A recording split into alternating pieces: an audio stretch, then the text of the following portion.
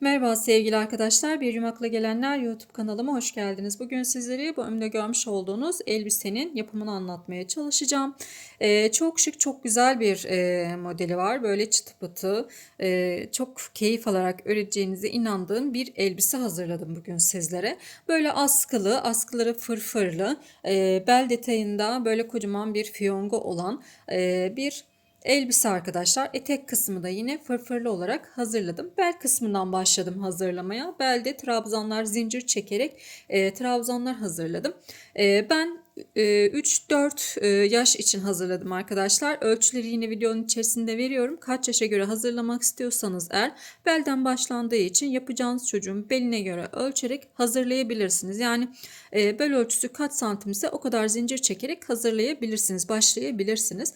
Daha sonrasındaki bütün işlemleri aynı olarak devam edeceksiniz. Burada trabzan sırası hazırladıktan sonra örneğimize geçiyoruz. Örneğimizi yaptıktan sonra dip fırfırlar, daha sonra askılarını hazırladım ve en sonunda fiyongunu hazırlayıp monte ederek elbisemizi tamamladım. Elbisemde bebe yünü kullandım. Marka belirtemiyoruz maalesef. 240 gram bir bebe yünü. 240 değil arkadaşlar, 250 metre, 100 gram 250 metre bir bebe yünü kullandım. Anti peeling özelliğe sahiptir. Bu şekilde 2,5-3 adet ip kullandım. 3-4 yaş için arkadaşlar. 3 diyelim, yani tam 3.'yü de bitirmedim. 3 numaralı da bir tığ kullandım. İstediğiniz bebe yünüyle yapabilirsiniz. Koton ipliklerle yapıp yazın kullanabilirsiniz arkadaşlar. Böyle içine bir kısa kolla kullanabilirsiniz. Bu havalarda da bir gömlekle kullanılabilir, çok güzel kombinler yapılabilir arkadaşlar. Tam bir bayram elbisesi diyebilirim. Evet, şimdi isterseniz elbisemizin yapımına geçelim. Geçmeden önce küçük bir hatırlatma yapmak istiyorum. Kanalıma abone olmayı, bildirimleri açmayı ve yorumlarınıza da destek olmayı unutmayın. Hepinize kolay gelsin. Evet arkadaşlar, elbisemizin yapımına başlıyoruz. Öncelikle zincir çekerek başlayacağız. Zincirlerimizi çok sık çekmememiz gerekiyor. Bakın bu şekilde esnek zincirler çekmemiz gerekiyor. Onu da nasıl yapacağız? Şöyle göstereyim size. Bakın zincir çekerken şöyle yakınlaştırayım. Bakın hafif böyle uzatıyoruz ve o şekilde zincirlerimizi çekiyoruz. Yani sıkmamamız gerekiyor zincirlerimizi. Şimdi ben 52 santimlik bir zincir çektim arkadaşlar. Benim burada 105 adet zincirim var ve 52 santimlik de zincirim var. 3-4 yaş için yapacağım. Sizler kaç yaş yapacaksanız bel çevresinin ölçüsünü alıp ona göre zincirinizi başlamanız gerekiyor. Ben size şöyle aylara göre birkaç ayın ve ölçüsünü vereyim. 3-6 ay için 37,5 santim, 6-12 ay için 40 santim, 1-2 yaş için 42 santim, 3-4 yaş için de 50-54 santim gibi bir ölçümüz var arkadaşlar. Şimdi ben 3-4 yaş arası yapacağım ve 52 santimlik bir zincir çektim. Ve bu zincirimizin üzerine çalışmamızı gideceğiz. Ama yapmanız gereken, dediğim gibi, benim verdiğim ölçülerden ziyade eğer çocuk yanınızdaysa bel çevresi ölçüsünü alıp ona göre yapmanızda fayda vardır. Yani kaç yaş için yapacaksanız bel çevresi ölçüsü almanız gerekiyor. Kaç santim ise ona göre de zincir çekmeniz gerekiyor arkadaşlar. Şimdi bu zincirimi şöyle düzeltiyorum. Ön kısmından düzeltiyorum. Düzelttim. Evet. Ve ilk birinci zincirimle birlikte ilk birinci zincirime batıyorum. Ve kaydırma yapıyorum. Birleştiriyorum. Bunun üzerine trabzanlar gideceğiz. Şöyle 2 tane zincirimi çekeyim. Ters yüzünü döndürüyorum. Bakın ters yüzünü döndürdüm. Yani ön tarafta böyle ilmeklerimize yapmayacağız. Bunun nedeni de eğer ilmeklerimi bu şekilde yaparak trabzanlarımı yaparsam bel çevresi sıkı olur arkadaşlar. Ben birazcık daha esnek bir bel çevresi istediğim için arka loblardan çalışacağım. Yani şöyle baktığınız zaman bakın buralarda çıkıntılar mevcut. Bu çıkıntılardan trabzanlarımızı alacağız. Şöyle trabzan yapıyorum. Bakın yanında da yine aynı şekilde bir çıkıntı. Ters kısımda zincirinizi ters döndürmeniz gerekiyor. Bunun için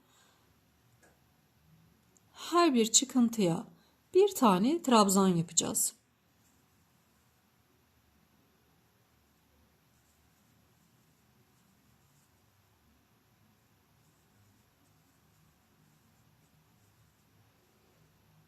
Bakın burada kabartılar böyle kendini belli ediyor zaten.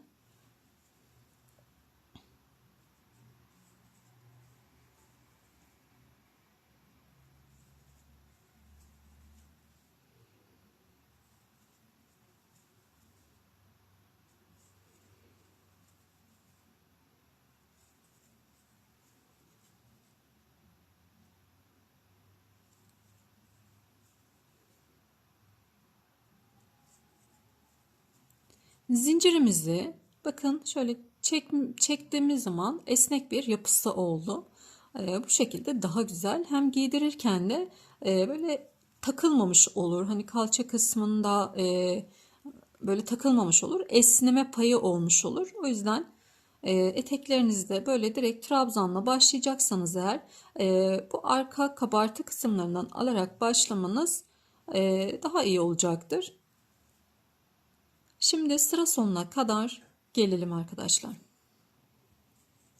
Evet, sıra sonuna kadar geldim. Şimdi burada 3 tane zincir çekmiştik. Bu 3 zincirimizle birlikte kaydırma yaparak birleşimimizi yapıyoruz. Şimdi bir tane zincir çekiyorum. İpimi doluyorum. Dip kısmına yine trabzan yapıyorum. Burada bir tane trabzanım olmuş oldu. Devam ediyorum. Herhangi bir artırma yapmadan devam edeceğim. Şimdi buradaki trabzan sayımda zincirim 105 taneydi. Trabzanım da 105 adet oldu arkadaşlar. Ve herhangi bir artırma, eksiltme yapmadan bu şekilde öreceğiz. Kaç sıra ve kaç santim öreceğiz? Bunu ben ördükten sonra sizlerle santimini paylaşacağım. Zaten hemen geleceğim arkadaşlar. Şimdi örelim. Dediğim gibi sadece ikili trabzan olarak öreceğiz. Evet, örüp gelelim. Arkadaşlar ben 6 sıra trabzan sırası ördüm. Şimdi bu 6 sıra kaç santim olmuş ona bakalım. Şöyle tam 6,5 santim gibi olmuş benim 6 sıram. Şimdi üzerine gideceğiz.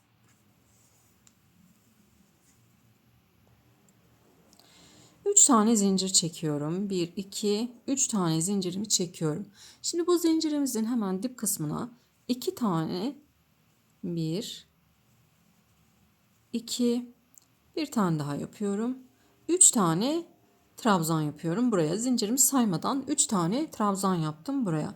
İpimi doluyorum. Hemen yanındakine bir tane trabzan yapıyorum. İpimi doluyorum. Yanındakine 3 tane trabzan yapıyorum. 1 aynı yere. 2 ve 3. Yanındakine bir tane trabzan yapıyorum.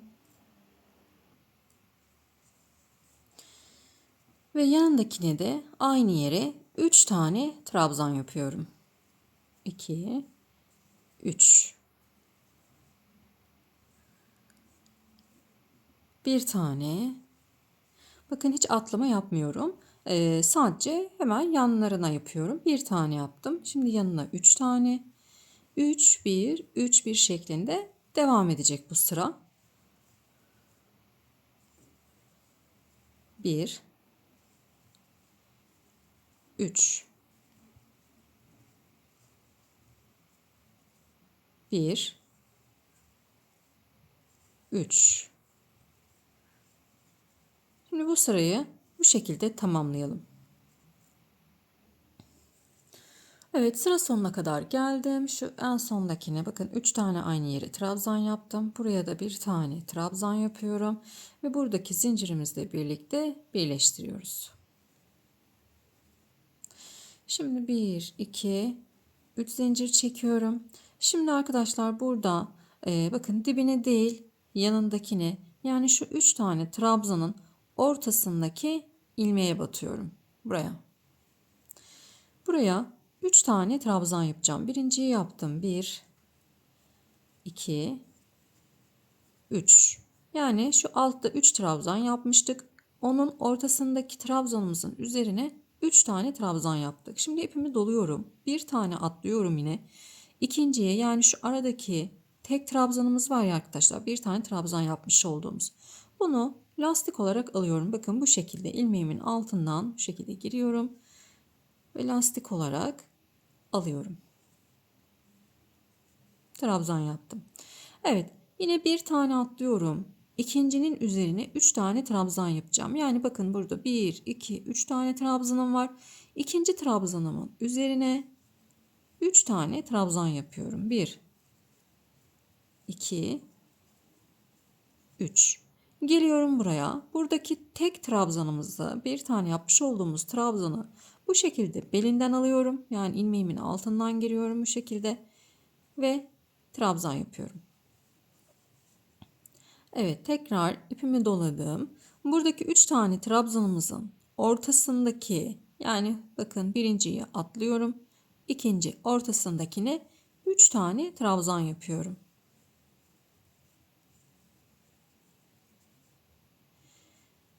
Geldik yine tekli trabzana, yani tek yapmış olduğumuz trabzan. Bu şekilde altından alıyorum ve lastik yapıyorum.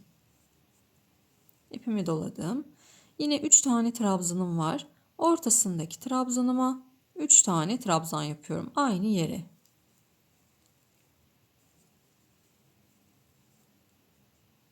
Bir tane olan trabzanımı lastik olarak alıyorum. 3 tane trabzanımın ortasındaki trabzanımın üzerine 3 tane trabzan yapıyorum.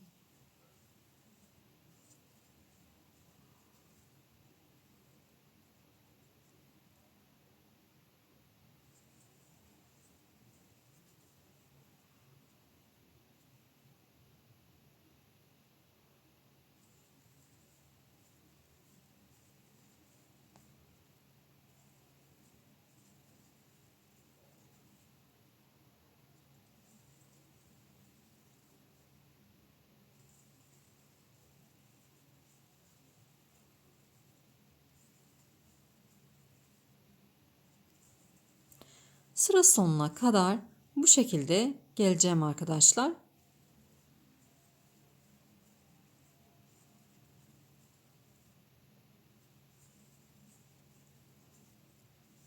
Eteğimiz de böyle fırfırlı olarak ilerliyor.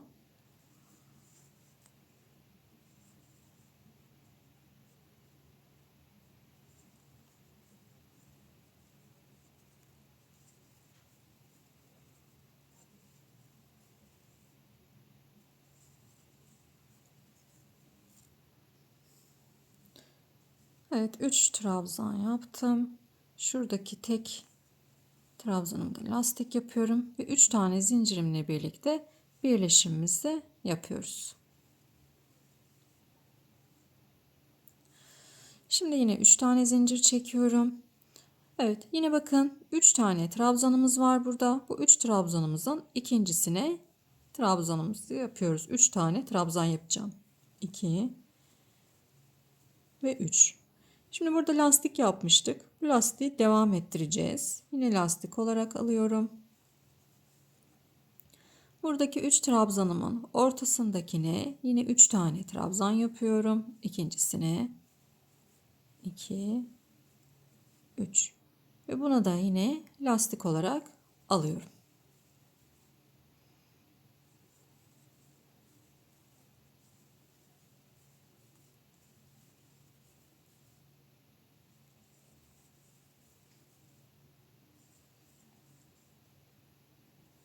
Evet, eteğimiz bu şekilde devam edecek. Kaç santim ve kaç sıra yaptığımı ben bitirdikten sonra sizlerle paylaşacağım arkadaşlar. Şöyle bir gösterelim. Bakın fırfırlı bir şekilde devam ediyor. Gayet şık, güzel bir model olacak. Şimdi sizler de yapın. Ben de yapayım. Dediğim gibi kaç santim ve kaç sıra ördüğümü sizlerle paylaşacağım. Bitiş noktasına kadar gelelim. Arkadaşlar, eteğimizin boy ölçüsünü tamamladım. Buradan etek sonuna kadar 30 santimlik bir ölçü yaptım. Dediğim gibi ben 3-4 yaş için hazırlıyorum ve benim için bu ölçü yeterli. Sizler daha uzun veya daha kısa yapmak isterseniz kendinize göre ölçüsünü ayarlayabilirsiniz. Şimdi fırfır kısmına geçeceğiz. Fırfır kısmımızı renkli bir iplikle yapacağım. Yani beyaz ipliğim var. Beyaz iplikle birlikte yapacağım. En sonki yerden, yani en son birleştirmiş olduğumuz yerden ipliğimizi takalım.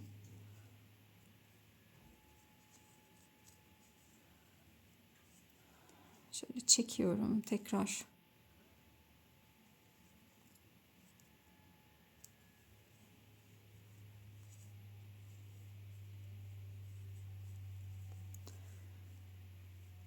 Evet. Şimdi olduğu yere, aynı yere bir tane sık iğne yapıyorum. Ve daha sonrasında bu iplerimizi böyle çekiyoruz arkadaşlar.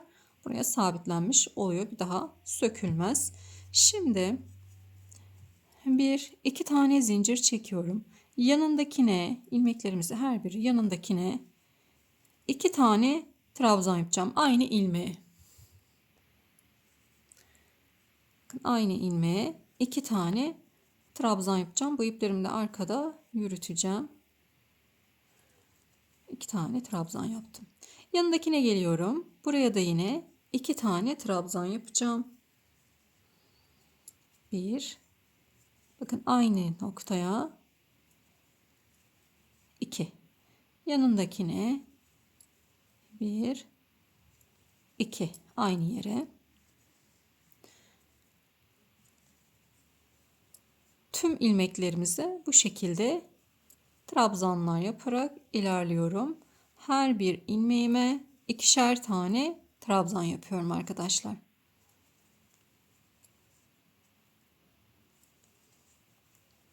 Hiç atlamayacağım.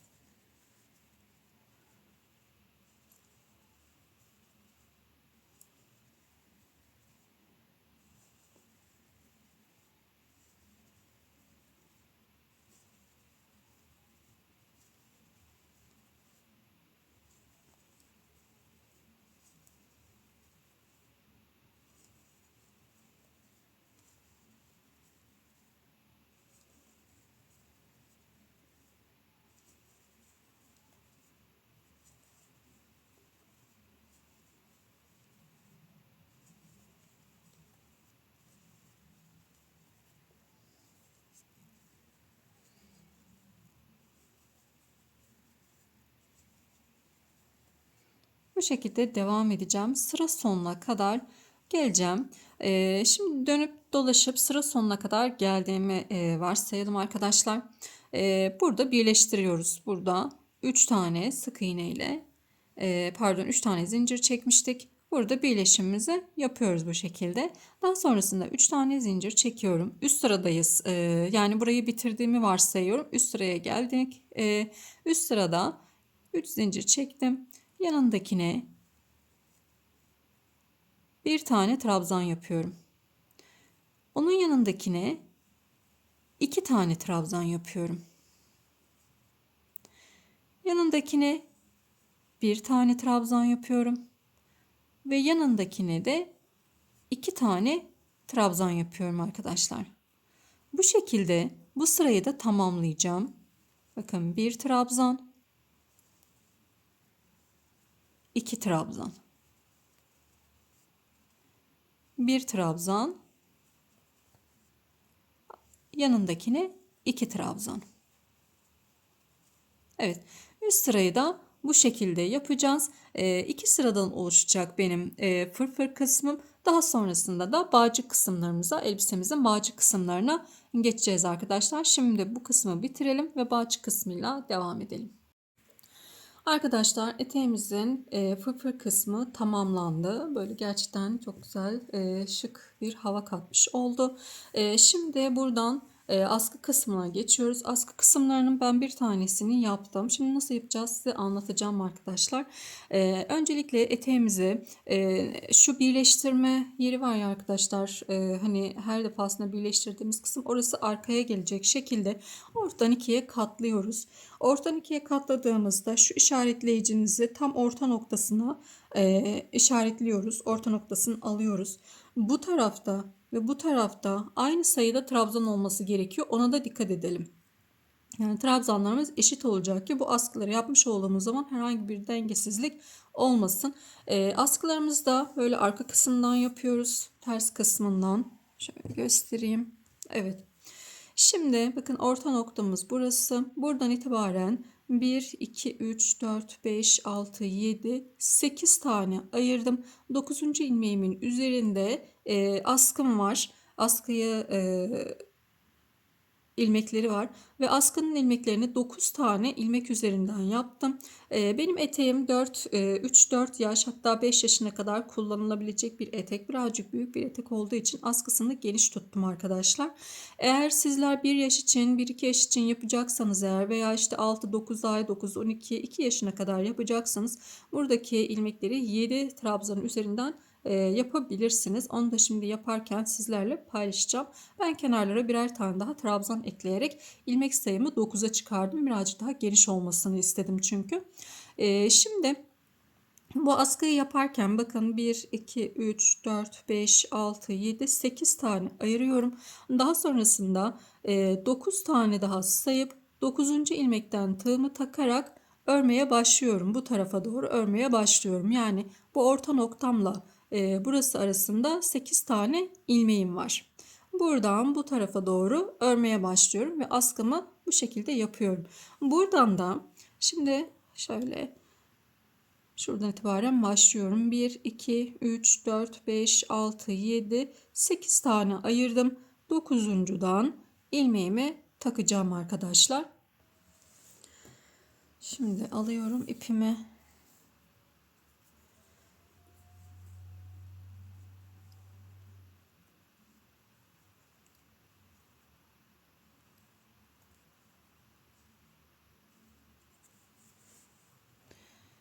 3 tane zincirimi çektim. Şimdi bu bir tane trabzanım olarak sayılacak. Yanına da bir tane trabzan yapıyorum. Bakıyorum burada. Evet, yanına bir tane daha trabzan yaptım. 2 ve 3 tane yan yana trabzanım olacak. Eğer 7 tane üzerinden yapacaksanız, yani eteğiniz küçükse burada 2 tane trabzan yapın. Üçüncüyü yapmayın arkadaşlar. Şimdi ben üçüncüyü de yapıyorum. Daha sonra bir tane atlıyorum. İkinciye 3 tane trabzan yapıyorum. 7 tane yapacaksanız bu üçüncüyü yapmayacaksınız. 2 taneden sonra bir tane atlayıp 3 tane trabzan yapacaksınız. 2, 3. Yine bir tane atlıyorum. İkinciye trabzan yapıyorum. Ve yan yana 3 tane trabzanım olacak. 7 trabzan yapacak olan arkadaşlarım da yan yana 2 tane trabzan yapacak arkadaşlar.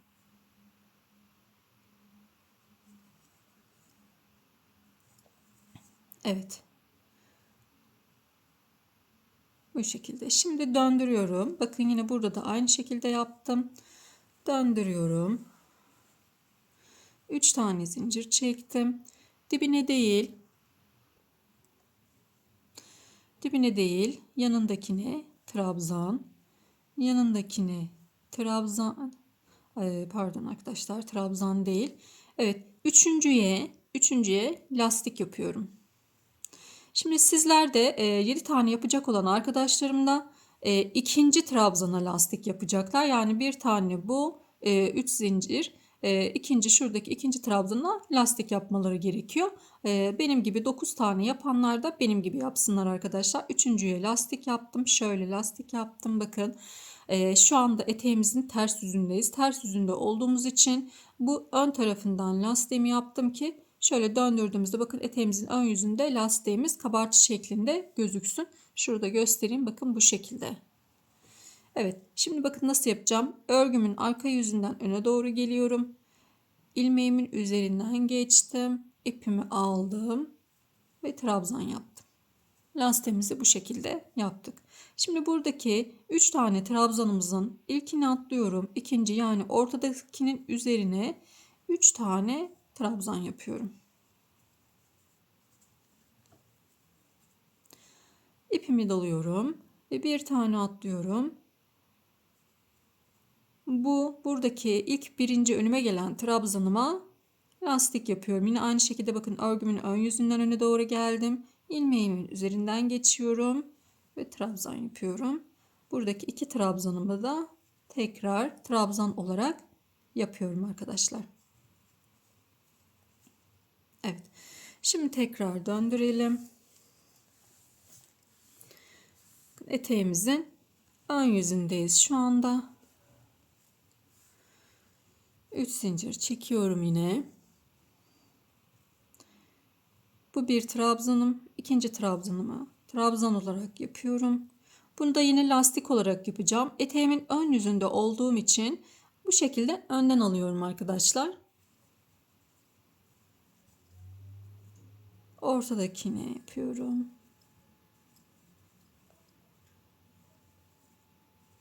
Ortadakine 3 tane trabzan yaptım. Ve bu lastiğimi de yine lastik olarak alıyorum. Kalan 2 trabzanımı da trabzan olarak alıyorum. Döndürdüm. 3 zincir trabzan yapıyorum. Kenarda 2 tane trabzanım var. Bir tane de lastiğim var. Lastiğimi de yine bakın, yine burası ters yönüm. Örgümün arka tarafından öne doğru geldim. İlmeğimin üzerinden geçtim ve trabzanımı yaptım. Ortasındakine de 3 tane trabzan yaptım.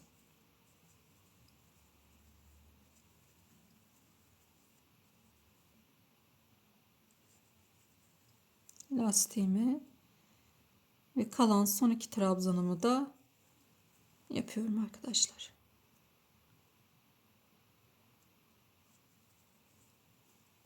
Evet.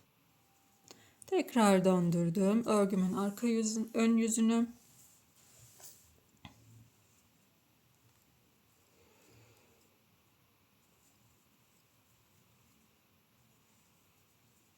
Bu sefer lastiğimizi önden yaptım.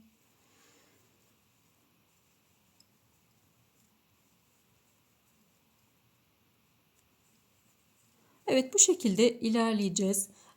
Ben diğer tarafı 41 sıra yaptım arkadaşlar. Evet. Diğer tarafı 41 sıra yaptım.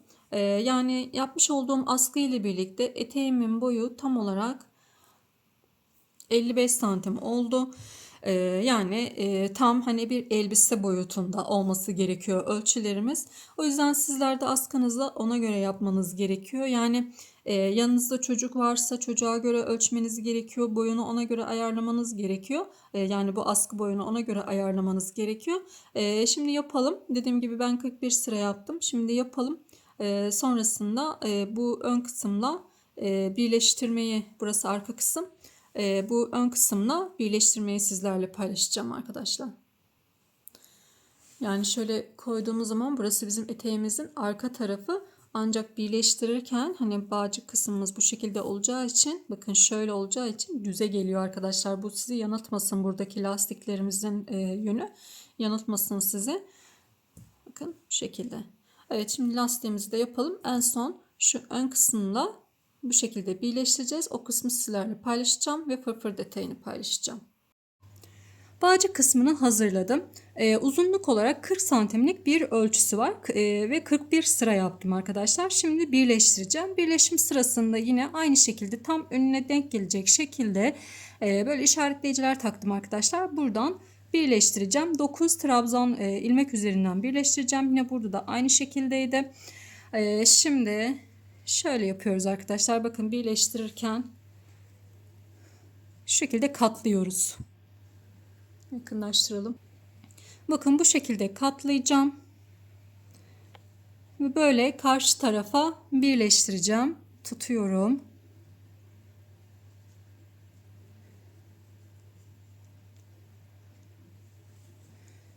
Şimdi bir tane zincir çekmiştim. Onu ben söküyorum burada.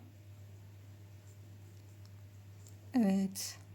Bu işaretimi takmış olduğum yere ilmeğe bir tane battım. İçinden çıkarıyorum. Evet. Bu taraftan batıyorum. Yine karşısına denk gelen ilmeğe, bakın tam karşılıklı olan ilmekten alıyorum ve kaydırıyorum. Sırayla bir bu ilmekten bir karşı taraftan alıyorum, kaydırıyorum. Karşılıklı ilmekleri alıyorum, kaydırıyorum.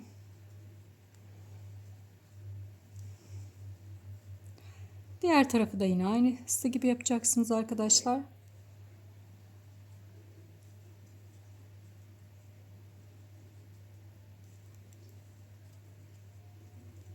Şunu çıkaralım artık.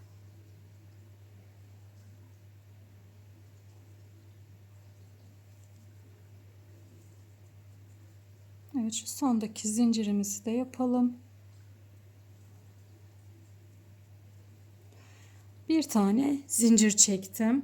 Şimdi ipimi kesiyorum. Evet, ve bunu böyle iç kısımda yürüteceğim. Gözükmesini istemiyoruz.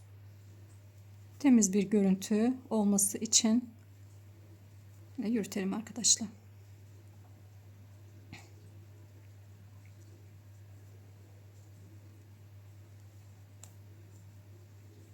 Evet. Bakın, dıştan görüntümüz bu şekilde olacak. Diğer tarafında yine aynı şekilde. Evet, şimdi fırfırımızı gidelim. Fırfır sırasına.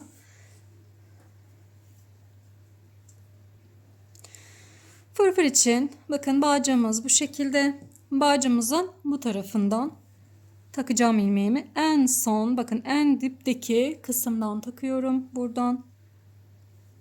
Şimdi şöyle bir zincir çekelim.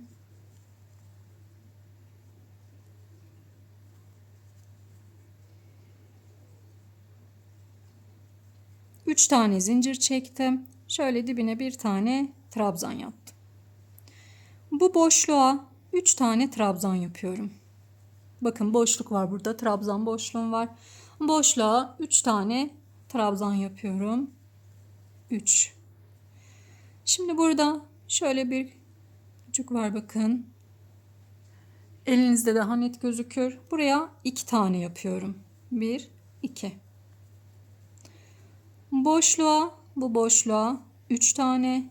1, 2, 3. Bakın, buraya yine buraya 2 tane. Boşluğa 3 tane.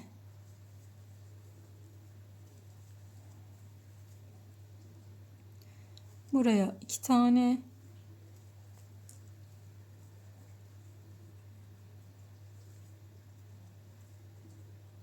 Boşluğa 3 tane. Eğer çok fırfırlı olduğunu düşünürseniz bu boşluklara 3 tane değil de 2 tane de yapabilirsiniz arkadaşlar. Yine bakın, boşluğa 3 tane.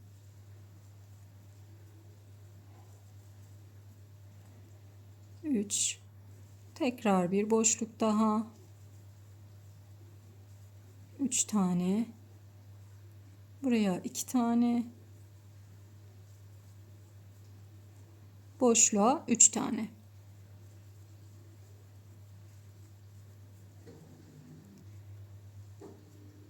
Buraya 2 tane. 2. Boşluğa 3 tane.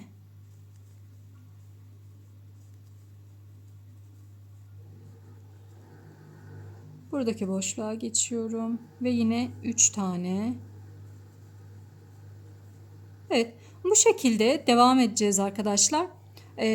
Bu son kısma kadar geleceğiz. Bakın, şuraya kadar geleceğim. Bu en sondaki trabzanıma da yine işlemimi yapacağım. Bir üst sırada yapacağımız işlemde şöyle dönüşümüzü yapacağız. Buradan 3 tane zincir çekeceğim. Buraya geldiğim zaman 3 tane zincir çekeceğim ve dönüşümüzü yapacağız. Dönüşte de bir taneye bir trabzan yapacağım. Bir ilmeğime 2 trabzan. Bir ilmeğime bir trabzan. Bir ilmeğime 2 trabzan. Bir ilmeğime bir trabzan. Bir ilmeğime 2 trabzan şeklinde fırfırımızı tamamlayacağız. Toplamda 2 sıra ördüm. Bakın, bu şekilde 2 sıra ördüm. Sizler de bu şekilde 2 sıra örüp sonrasında fiyonk kısmına geçelim arkadaşlar. Arkadaşlar elbisemin askı kısımlarını da tamamladım. Elbisemiz tamamlandı. Sadece fiyonk kısmı kaldı. Şimdi beraberce fiyonk kısmını yapacağız. Şimdi onu yapalım. Bunun için fiyonk kısmı için 40 tane zincir çektim. Şöyle de yakınlaştıralım. Evet, 40 zincir çektim arkadaşlar. Şöyle 40 tane zincirim.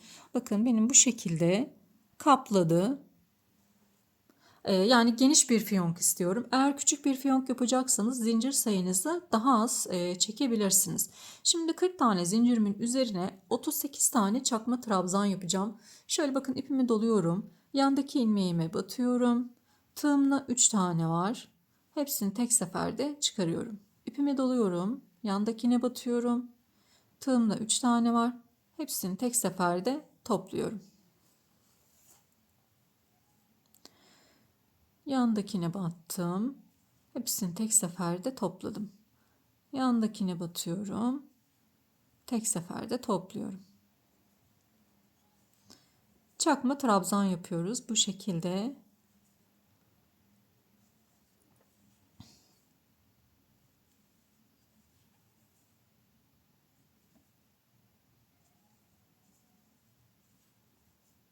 Sıra sonuna kadar gelelim. Sıra sonuna kadar geldim. Bir tane zincir çekiyorum ve döndürüyorum. Şöyle dibine bir tane çakma trabzan yine yapıyorum.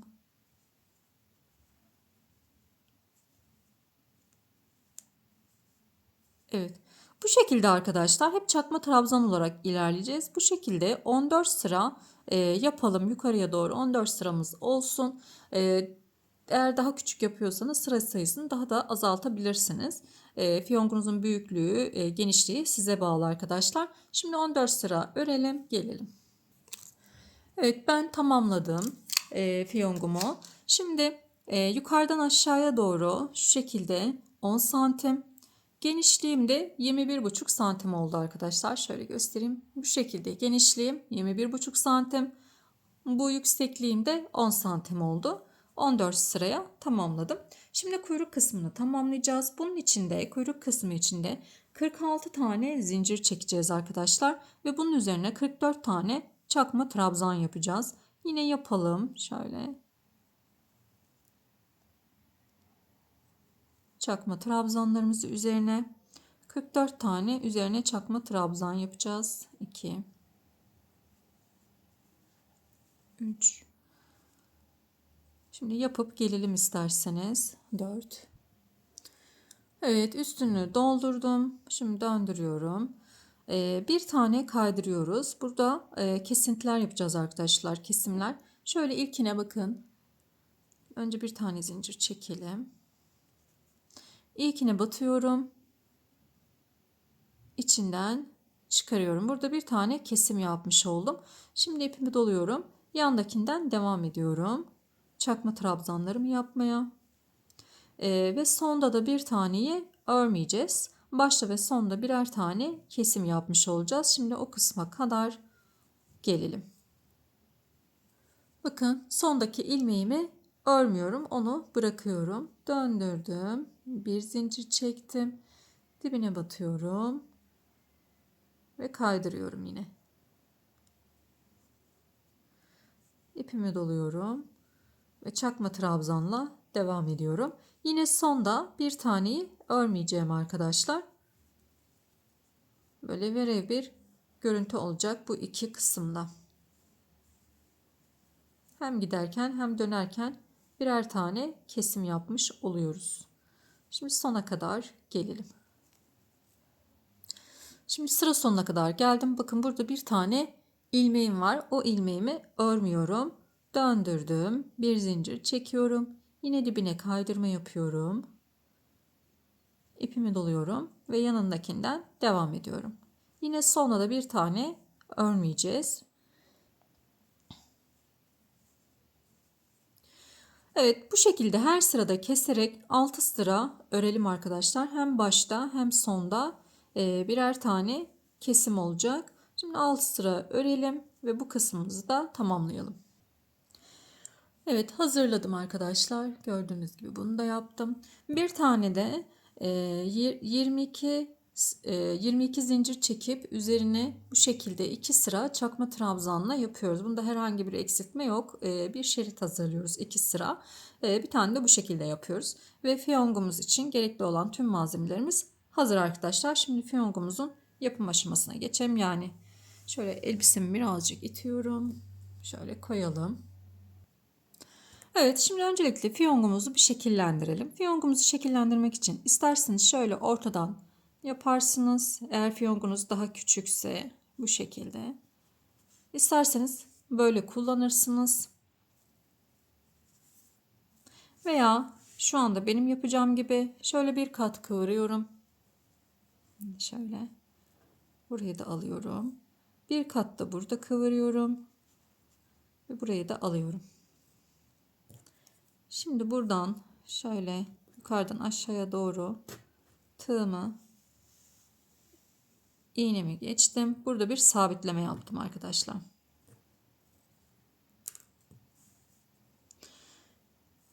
Orada dursun. Bir tane de yukarıya doğru yapalım. Evet.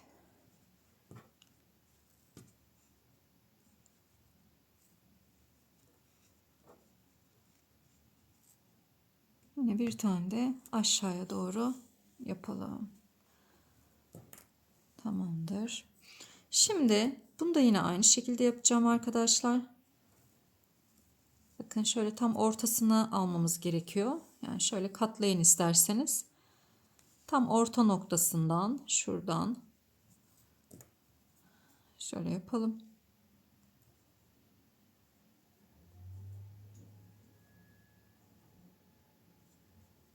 İğnemizi bu şekilde takalım arkadaşlar.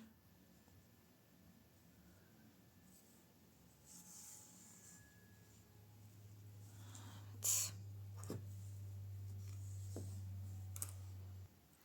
Şimdi bu kısmı tekrar gösteriyorum. Bakın bunu ortaladık. Ortaya işaretleyici taktık. İpim şu üst tarafta. Buradan aşağıya doğru şu şekilde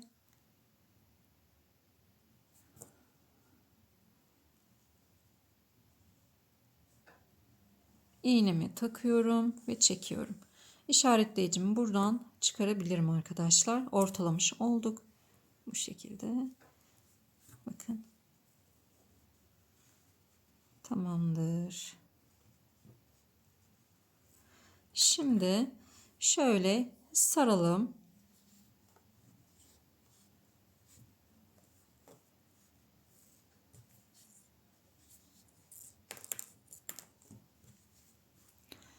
Bakın. Elimizde de böyle düzeltelim ara ara. Evet. Sardık. Şöyle arkada sabitleyelim bunu.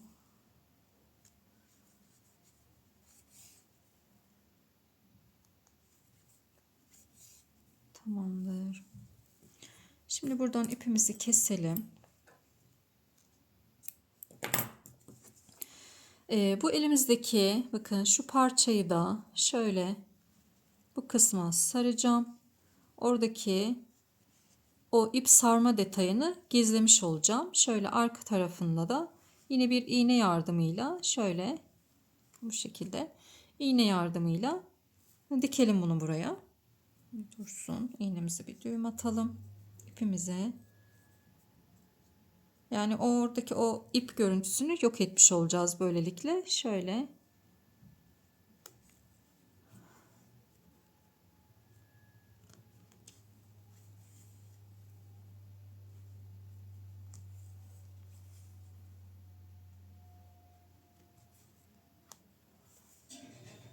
Evet.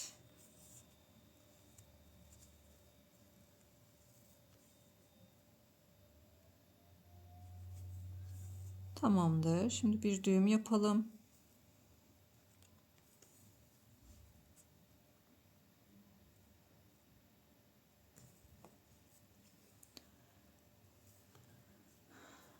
Tamam. Şimdi şöyle bakın, fiyonkumuzu düzelteceğiz. Bu kısımlarını düzelteceğiz. Burayı da yine düzeltmemiz gerekiyor elimizle. İyice.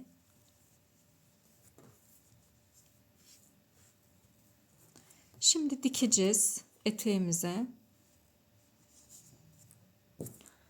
Alalım eteğimizi de buraya.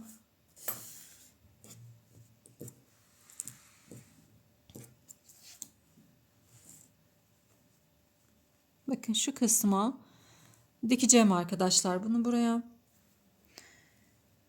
İpimi kesmedim farkındaysanız. Şimdi şöyle yapalım. Alttan ipimizi çıkaralım.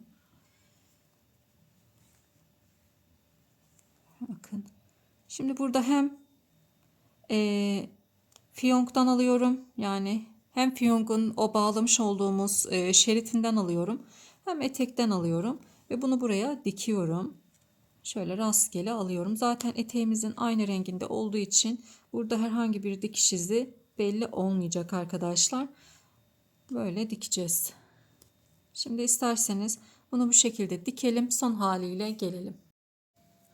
Evet arkadaşlar, eteğimizin fiyonkunu da diktik ve böylelikle elbisemiz hazırlanmış oldu, tamamlanmış oldu. Çok şık, çok güzel bir model oldu. İnşallah sizler de keyif alarak ve beğenerek örersiniz. Ve çok da kolay bir model. Böyle çocuklarınızın üzerinde bayram günü giydirdiğinizde altına güzel bir gömlekle çok güzel bir kombin yapılabilir. Umarım sizler de beğenirsiniz ve kolaylıkla yapabilirsiniz. Eğer takıldığınız bir yer olursa mutlaka yorumlarda sorun arkadaşlar. Elimden geldiğince yardımcı olmaya çalışacağım. Buraya kadar izlediğiniz için teşekkür ediyorum. Yapan herkesin eline koluna sağlık diyorum. Kanalıma abone olmayı, bildirimleri açmayı unutmayın. Yorumlarınıza da destek olursanız çok sevinirim. Hepinize sağlıklı günler dilerim.